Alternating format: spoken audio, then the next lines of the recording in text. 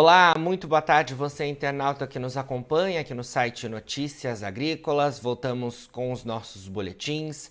Agora a gente vai falar um pouco mais sobre as movimentações do mercado relacionado aí ao setor sucroenergético, que é o açúcar e também o etanol, porque hoje os preços subiram bem lá na Bolsa de Nova York. A gente também vem acompanhando nos últimos dias, né, os preços do etanol avançando aqui no Brasil. E para a gente entender todo esse cenário, a gente conversa agora ao vivo com o Maurício Murucci, que é analista de mercado das safras.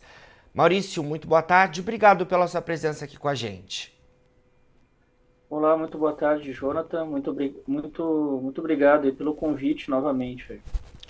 Obrigado você, Maurício. Bom, falei aqui que hoje a gente tem preços lá na Bolsa de Nova York, mercado já fechado para o açúcar bruto, também para o açúcar branco em Londres.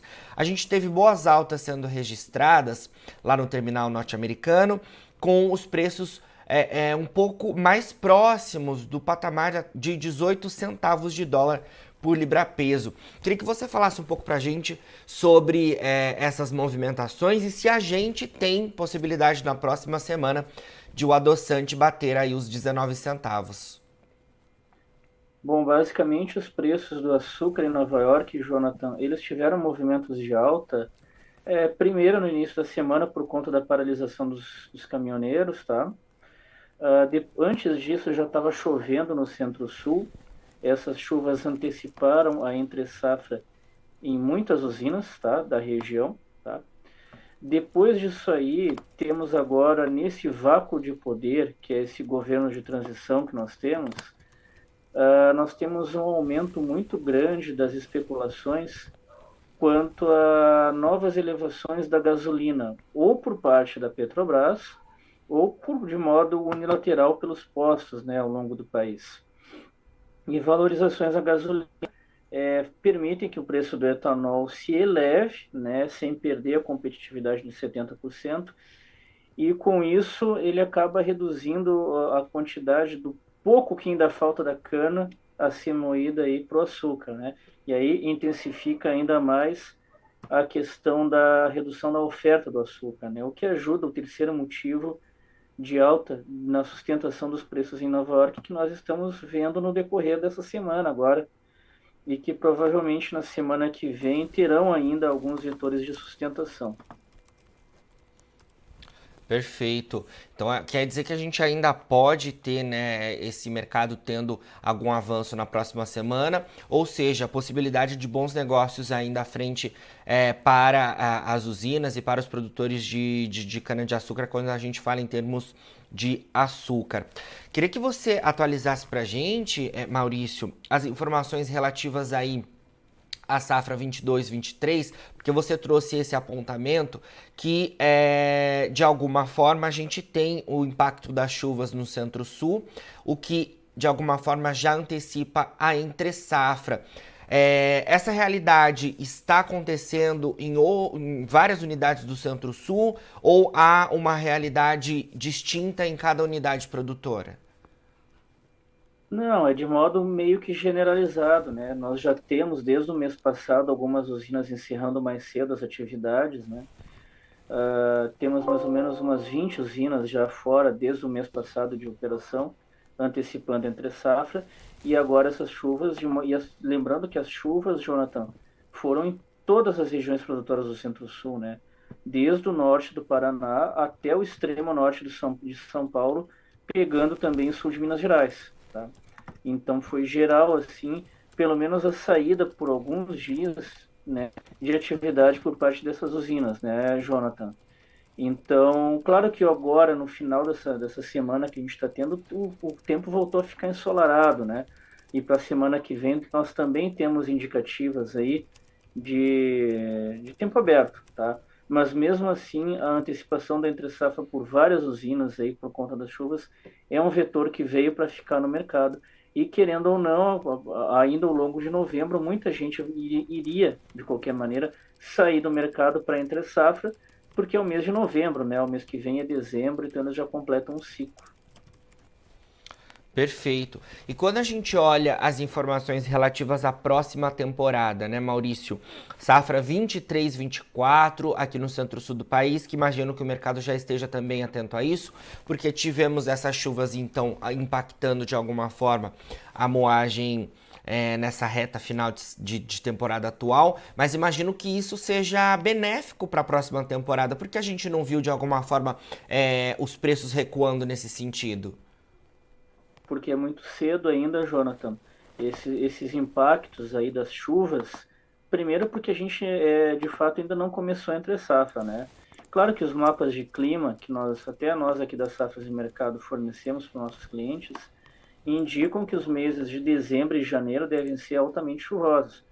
Só que ainda precisa a entre-safra se desenvolver, ela acontecer, as chuvas de fato incidirem, para que Nova York, lá mais ou menos no mês de março, comece a precificar uma safra nova no centro-sul do Brasil, aí, já em linha com 565 milhões de toneladas de cana para 23, 24 no centro-sul, contra aí o volume da safra atual que nós estamos terminando aí, de 520, 545, tá?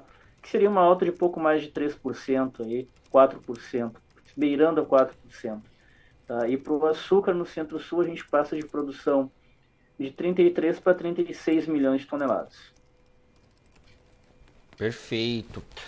Maurício, vamos trazer também aí para nossa conversa estimativas relativas à Ásia, porque vi algumas informações dando conta de que o mercado está bastante atento, principalmente aos dados que vêm da Índia, né? A Índia começou no mês de outubro, né, a nova temporada.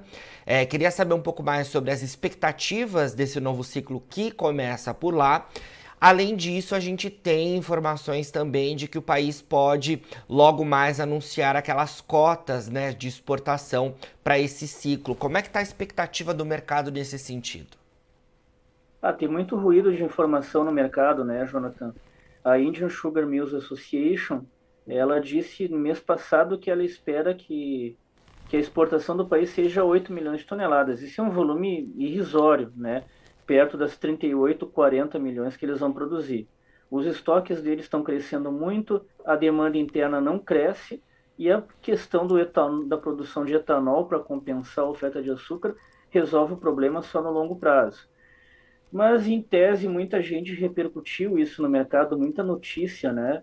Foi feita dizendo que as exportações da Índia na temporada que vem, no caso a temporada atual, né, iriam cair em função disso aí. Porque comparando com o número de 11,4 milhões de toneladas da safra passada, que terminou o número mais baixo. Mas o problema é que não faz sentido a Índia exportar apenas 8 milhões, com níveis de demanda interna estagnados, né? E os canaviais deles lá sem nenhum problema climático, sem nenhum problema de falta de chuvas, muito pelo contrário, as temporadas de monções aí, que recém terminaram em setembro, vieram dentro da média do que se esperava, né?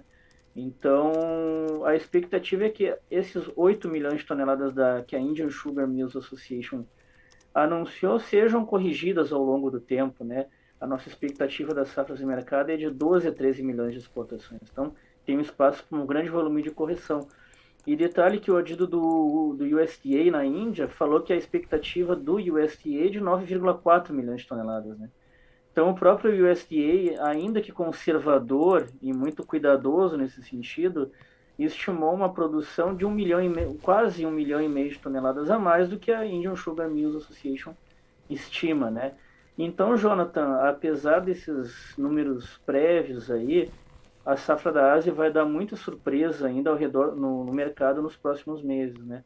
Com volume grande de produção e exportações sendo constantemente corrigidas para cima. Entendido. Maurício, a gente também tem as informações que vêm lá da Índia, né? Em relação àquele plano deles, né, de avançar com a produção de etanol ao longo dos próximos anos. A gente até já chegou a falar disso. Tem alguma atualização nesse sentido? Como que vai ficar o equilíbrio ali entre a produção de açúcar e desse novo etanol lá no país asiático? O blend estagnou da safra passada para a atual, né?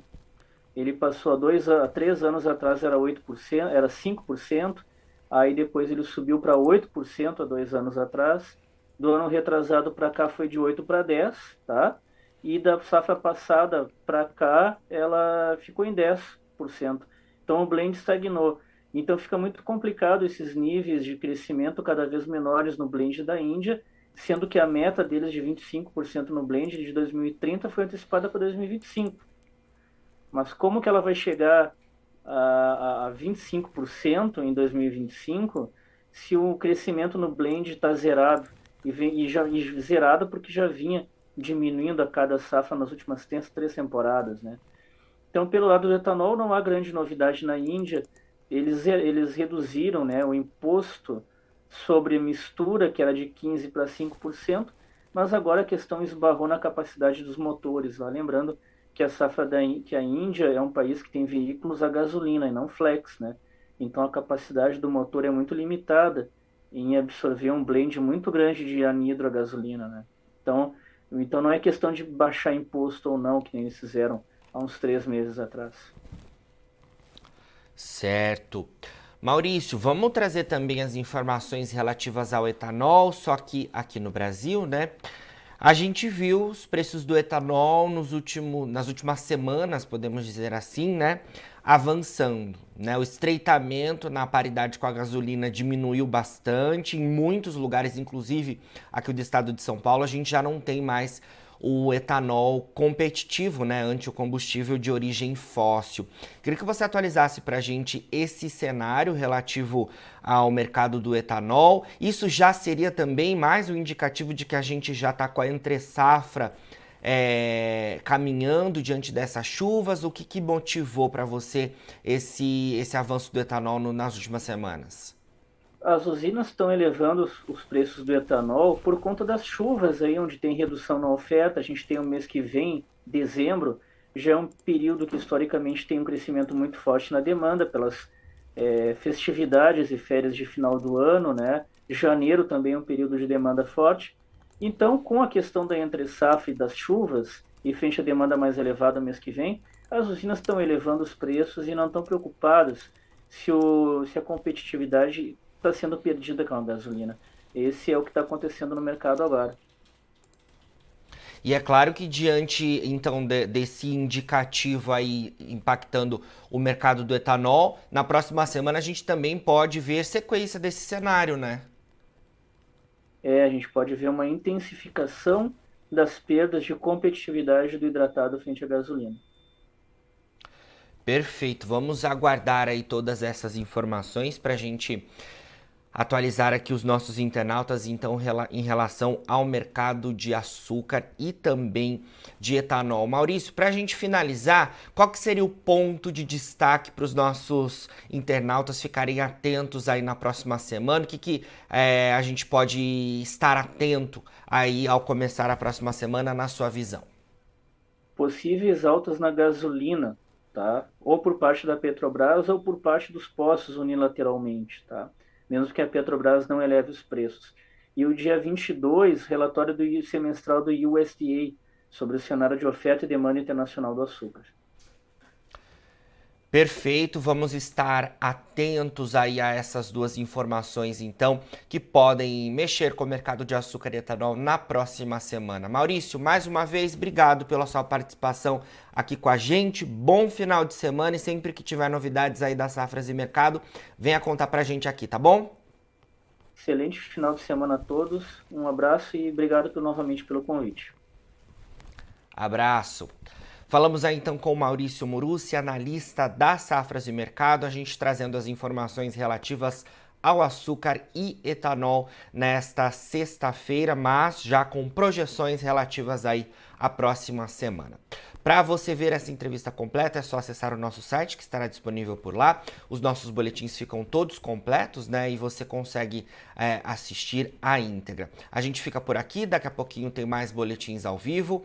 E não se esqueça, o Notícias Agrícolas é o site que está há 25 anos ao lado do produtor rural. Participe das nossas mídias sociais, no Facebook, Notícias Agrícolas, no Instagram, @Notícias Agrícolas e em nosso Twitter, @Noteagri. E para assistir todos os vídeos, se inscreva no YouTube, na Twitch, no Notícias Agrícolas Oficial.